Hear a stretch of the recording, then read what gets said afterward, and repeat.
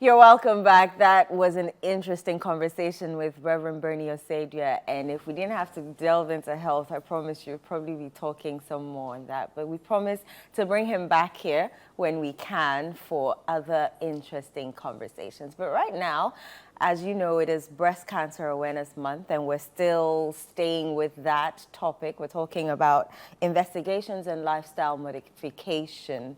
And joining us is, at this point, we could just call her our in-house doctor, Dr. Kalsum Adams. Actually, a co-host on the show. I know, right? Yeah. A co-host on the health segment, Dr. Kalsum. Doc, how are you doing? Very well, dear. It's nice to have you.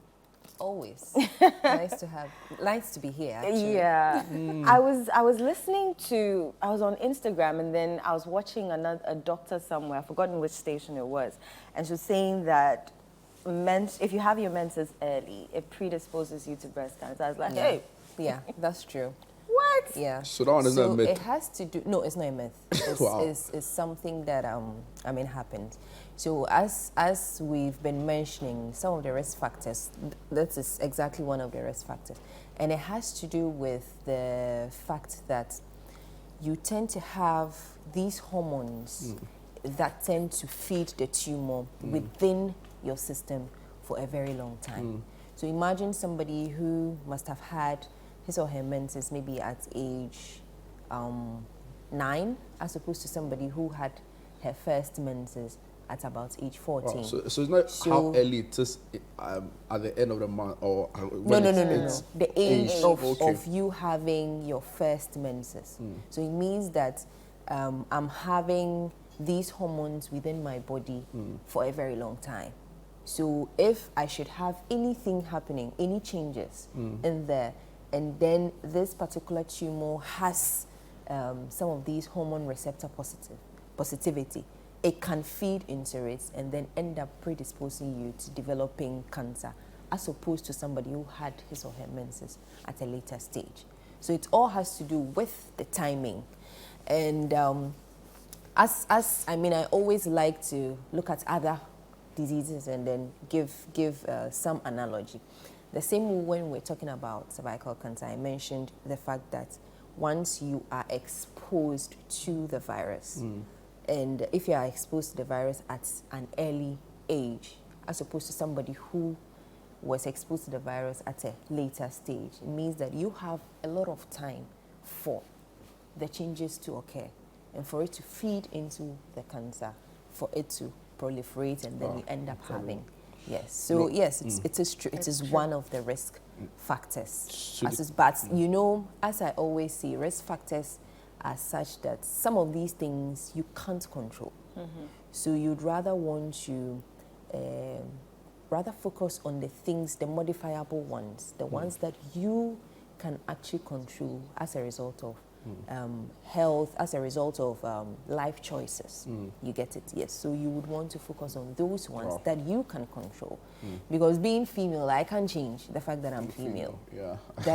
There's no way I can change that I'm female. People are doing it. You know? yeah. No, they can't change it. But the point is that physiologically, whatever that you have, the hormones that you have within you, you can't do much about it. You get it? So those are some of the things that you can't change. But the ones that are modifiable, that's when it comes to your diet, when it comes to your the other environmental factors that affect you getting cancers, you know, all those ones, then you would want to rather focus on those ones. I like the way you use Eno's introductory remarks to already segue into the conversation on the investigations and modalities. So maybe just go ahead and just... Investigations, okay, all right. So we would go on to talk about some of the investigations. So I'm sure a lot of us are out there thinking, okay, so we have been advised from previous episodes about how to self-examine our breasts. True. And for us to be able, what are we looking for? We are looking for a lump, and we now know how to examine such that we don't feel that the whole breast is a lump, then everybody will be rushing to the hospital, you know. So once we know, now we know exactly how a lump feels like. We know some of the things to look out for, the skin changes, we know the discharges and all of that that we should be looking out for So now, when we see these things, as from our self-breast examination, which we are supposed to do every month, so I expect that any female of the reproductive age from age 20, at least by this month, you should have done about 10 self-breast examinations, because we're in the 10th month. And how many for Yes. the guys? Even the guys as well. As 10 as well? Yes, you should have done 10 yeah. as well. Pull out. And then even me, I'm guilty. So, yeah, so make sure that if you are still menstruating 7 days after your menses, you do your self-breast examination. And then you make sure that if you are over 40 years and above, you do that, and then you visit the hospital for a professional breast examination, and then you add your mammograms to it. So this brings us to the investigation. So if I should find anything in my breast, what do I do? What's the next step? So the next step would be that you would want to quickly visit your primary health care provider as soon as possible. When you go there, the clinical breast examination will be done to be able to characterize or localize where you find the lump. Is it in the which part of the breast is it located? Is it on the left? Is it on the right? And is the axilla involved? Is it not involved? You would characterize it. Okay, that will also help you with the staging of the tumor. Once you do that, the next thing you would want to do, so you look out for the size, you look out for the consistency and all of that. So that will give you the T staging of the tumor. Then the next thing would be that you quickly would want to investigate using different modalities. The first modality we would want to talk about would be imaging, which is radiological. So radiological in the sense that we'll send you for a mammogram. So a mammogram is nothing scary. All you have to do is that when you get in there, the breast is compressed between two surfaces. Okay, once it is compressed, then radiation or x-rays, let me just put it simply, x-rays are used to take some pictures or imaging. Okay, so on the x-rays, you'll be able to tell if there are certain abnormalities that are in sync with what you found on your clinical examination. So that is the main investigative modality that we have. Imaging, which is the mammogram. And we are advocating that at least if you are 40 years and above, you have your mammograms done at least once every year. Why 40, if I may ask? So 40 because I mentioned the fact that there are two main risk factors, being female and aging. And from our research, it's been shown that once you are 40 and above, that is where the most of risk is. Okay, even though I mentioned that there's a caveat, because now you are seeing other people who are even less than 40, as low as 35 years, who are developing breast cancers. And one of the studies that was done, as I mentioned, Boama et al. In 2020, showed that yes, about 30% do happen in patients who are about 35 years and below. And that is worrying, you know. Yeah. So once you are over 40 years, yes, we would want you. And also the fact that if you are over 40, we are looking at you getting into your menopause and all of that. So even if you do your mammograms at that age, you wouldn't have exposed the chest to a lot of radiation. Okay. And one of the myths we should look at is people think that you going to have mammograms will rather give you the breast cancer. And that is not true, because the radiation levels of mammograms have gone through all the investigations, and it's been shown that it doesn't predispose you to getting breast cancers. So that's the first modality of investigation. The other would be still under imaging, would do to do an MRI. So an MRI also helps you to diagnose breast cancer. In fact, it's very sensitive as well and very specific compared to the other modalities. So in the past, we used to say that ultrasounds, you can do ultrasounds as well.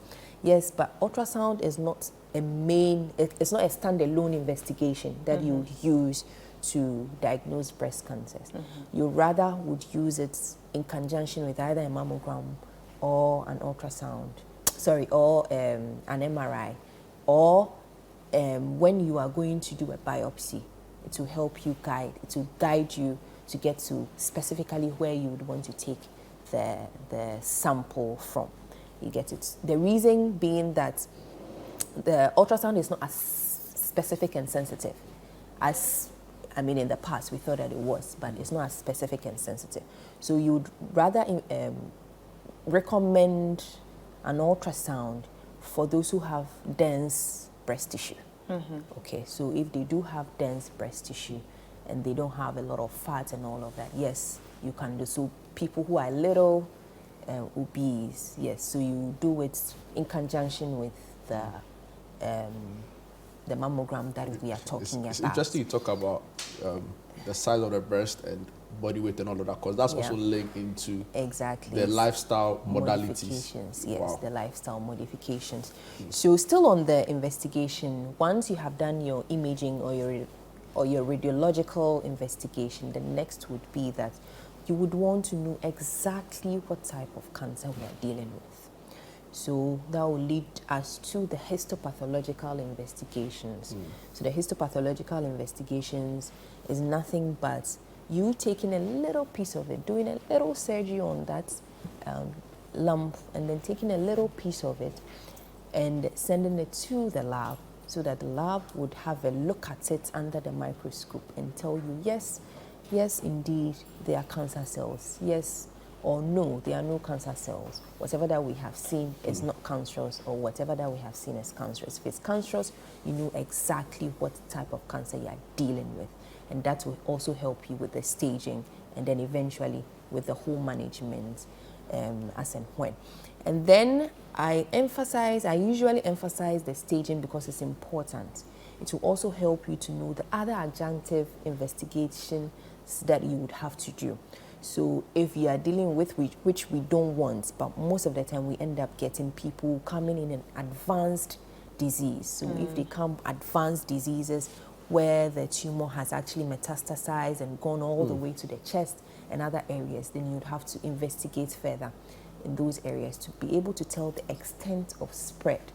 So you're looking at the chest. You would want to look at the chest x-ray, or you would want to go a little higher and look at a chest CT scan to be able to tell exactly where or the extent of spread to the chest. You'd want to look at the abdomen, the abdominal ultrasound, or a CT as well, and then the other scans that you can do to help you know. So staging is very, very important. Once you know the stage, then it will help you know the kind of investigations that a particular patient would require.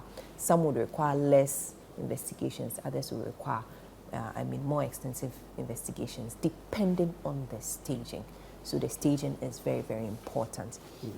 So this will then feed us into some of the lifestyle modifications that we need to know of. So these lifestyle modifications I'm going to talk about do not only or are not restricted only to cancers. Okay, they also run across some of these NCDs, the non-communicable diseases like your hypertension, like your diabetes. All of these lifestyle modifications cut across. So the first we'd want to look at would be having to keep active, reducing our sedentary lifestyles. So having to keep active, very important. It helps boost your immunity as much as possible. Okay, so keeping active would mean that at least it's recommended by WHO to have about 30 minutes of exercise time a day. So 150, in fact, cumulatively, you should have about 150 minutes of exercise in a week. So if we are looking at it 5 days, give and take, you should have had about 30 minutes of good exercise. You know, I know a lot of us are guilty, but it's fine. We'll get there. Yeah, I know. Okay, so that's the first that we want. So you need to keep active. Once you keep active, it helps to boost your immunity. It helps you to be able to detect if there's anything happening within the system, and then you tackle it. The other would be that this exercising would feed into your body weight. Okay, because being obese is one of the risk factors as well. Okay, so being obese is one of the major it's risk important factors. you talk about this because a lot of the time it's become like a very difficult subject to Deal go with, over. yeah. Because there's this whole thing about body shaming and it's become so way. They say we become too woke so much that now we can't address some of these things. So I'm so happy you touched on it. Yeah. What would you say is the proper BMI that we should have? Yeah. All right. So I'll start by explaining what BMI is. So BMI is basically your body mass index. So your body mass index, it's gotten usually as a result of when you calculate your weight in kilograms divided by your height in meters squared. Okay, so once you compute this, then you'll be able to get your BMI. So BMI of about below 18 is underweight. And the BMI between 18 to about 24.9 is normal. Is that where the bulimia and all of that coming when it's underweight? That is, no. Well, it depends because bulimia has to do with some people. It's a psychological problem where people are so conscious of their weight to the extent that anytime they eat, they force themselves to bring it out or vomit it out. You get it? So eventually they end up not meeting the BMIs. And then some are even within the normal BMI or even overweight. And that is what is giving them that psychological derangements for them to cause themselves to do you're talking about computing for your BMI. Yeah. So I'll just a little digressing a little bit to find out if, so for example, if you compute it and it doesn't meet the set standard, will you then say somebody suffering from bulimia or? No, so you would rather say, so we are actually getting there. So if you are between so I've spoken about the below 18, which is underweight. Okay. Now, between 18 to 24.9 is normal. And then if you have 25 to about 29.9, that's overweight. Okay. And then if you have 30 to about 34.5, then we are in the range of the obesity. And then the obesities, we have different grades as well. Morbidly, obese, or moderately, and then all over. You get it. So once you are 35 and above and all of that, you know that. So the normal range for a healthy cardiovascular system and then all other systems is you having a BMI between 18 to about 24.9. You get it. And how you compute that is your weight in kilograms divided by your height squared in meters. You get it. So that's how we are looking at it. There's a general concern that Ghanaians are generally not mindful about some of these things. Yes. Well, we weren't taught that.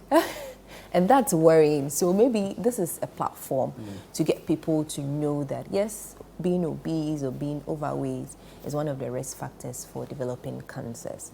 And breast cancer is no exception. And the fact that we should be mindful about it, we should keep active, we should exercise. And then when you go to your primary health care physician, even if the nurses do not check your weight, it's not routine for them to check your weight, check your height, and compute your BMI, you, the individual, should prompt them and tell them that, oh, I want my weight checked, I want my height checked, and I want my BMI computed so that I know within where I fall and then how I would be able to work on it to be able to keep within the normal range. Okay, so it's very important that we know about this and then we make sure that our weights are within the normal BMI ranges. Talking about lifestyle, I'm sure diets play a good role. Diet. So it still would feed into the diet. So now we would want to advocate. It's always good that anytime you're eating one healthy, balanced diet. And a healthy, balanced diet would come with you having incorporating fruit and vegetables in your diet, in your daily diet. So I know that people would say that, oh, maybe I would want to have watermelon. Today is a watermelon day. So they go and then maybe half size of watermelon, and then they conquer the whole watermelon. But that's not what we are looking at. We are looking at you having at least 5 different fruits and vegetables within your diet, at least 5 different ones. And then the size or the quantity you need is just a saucer. 5 different fruits and vegetables within at a sitting, and that will help you get all the nutrients that you need. Okay. So when I say the 5 different fruits, I don't mean that you go, hey, a lot of watermelon, a lot of this, a lot of that. No. So all you need is just about a saucer shape size of maybe mangoes, and then you have your watermelon or something else. And all these 5, remember, we are looking at fruits and vegetables. So it doesn't mean that you need all fruits, 5 different fruits. You can have maybe about 3 different fruits, all these in moderation, little ones. And then in your diet too, you would have been eating, maybe if it's rice and then stew, you would have had your carbohydrates from there, you would have had your fats from there and all of that. So collectively, you would have had that 5 different fruits and vegetable compositions that we are talking about. You get it? So it's very important, because these would also help boost your immunity. And once it boosts your immunity, it makes it difficult for you to end up not getting to fight any disease that comes within your system. It also helps you to be able to keep in good shape in terms of your weight as much as possible. So it's important that we incorporate fruits and vegetables in our diet. And then the other thing is, which I always talk about, I know. is what? Smoking. Good. No, yeah, it's a smoking. So smoking is something we always say is a major risk factor. Smoking what? Yes, smoking tobacco. Okay, so smoking tobacco is a major risk factor for developing cancers. Not only cancers, we would want to, cardiovascular diseases as well. Yeah. You get it. So it's very, very important that we desist from it. Stop smoking as much as possible. The other ones, our friends from. Yeah, I know. Some people would say that, oh, now we do the e-smoking. Yeah. It's still the same carcinogens that you would end up exposing your body to. It's the same carcinogens, and I wouldn't say that. Yes, you can smoke the others, and then maybe just, the tobacco one that we all know that, yes, but it all contains these carcinogens, and we need to be very, very mindful of it. And then this brings me to the fact that some people will say, okay, I am not smoking, but there are others who are smoking who are around me. And it will interest you to know that passive smoking is also as dangerous as active smoking. Wow. In fact, you may end up even inhaling most of the carcinogens that are within the air. Once you are sitting close to somebody who is smoking, yes, you are predisposing yourself to that carcinogen. So people who end up using public spaces, be mindful of that. You may say that, okay, I don't smoke, but we've had cases where people end up developing lung cancers and other cancers. Because they were passive smokers. Because they were passive smokers. There were other people around them who were smoking, and they were not actively smoking, but rather the people who were around them. How about alcohol? Yes, alcohol and smoking go hand in hand. So once you have smoking and alcohol at the same place, we are in danger. Yeah, because the alcohol would reduce your immunity, 1. 2, it would also help, it acts like a solvent. Yeah. So that all the carcinogens and all the things that we are talking about can penetrate the cells and then end up causing, so it's important, we always mention, so if you're drinking, drink in moderation, and smoking for smoking, I would say that just quit it. Samini has a song where you say that you do one of it, but don't do the 2 at the go. But most people do both. Yeah, so do one and find a way to quit the other. Yeah. But if you do the 2, it's your own. But Dr. are telling us that the smoking So smoking, no. And the alcohol too. The alcohol in moderation. as I mentioned. But it also predisposes you to all other cancers. Hey, Charlie. Yes, all other cancers within the body. So cancers in any part of the body that you're talking, that you can imagine. So, I mean, the decision is always yours. But we would always, yes, the choice is always yours. And these are the modifiable factors that you have control of on. And you can actually control to be able to modify, to be able to prevent some of these things that can emanate from them. And then the other thing I would want to talk about is hydration. So I'm happy we have bottles of water here. We are hydrating anytime. Opened it, but it's fair. Yes, hydration. Yeah. You should drink a lot of water, hydrate. Okay, it helps flush your system. It helps to keep your system under control and all of that. So at least you should have about 3 liters of water in a day. So that will bring us to about, these bottles, about 6 of them in a day. Even if you can't take 3 liters, at least make sure that you have about 2 liters going in. And this would help you live a healthy life, which would help go a long way to prevent most of these cancers we are talking about. Go a long way to help you reduce some of these non-communicable diseases we are talking about, from your heart to your kidneys and all of your other systems that need to be in good shape, so that if anything should develop within your system, you would be in a good position in terms of your immunity to fight it and have better outcomes. Doc, thank you so much. We appreciate the education. it's like it's been a whole welcome. 3-week, Yes. like full intensive 101, right? It's been sober. You know, can't think of it. We even started cancer conversations prior to that. So Yes. Exactly. So this one is just delving into one specific. I feel like I've heard enough Cancer. to be able to lecture. That's just by the way. That's just by the way. All right, cool. That's nice. That means that my work has been done. No, Doc, we did for. Thank you so much, I'm so Dr. grateful Adam. for the Thank you insight, too. Thank you too.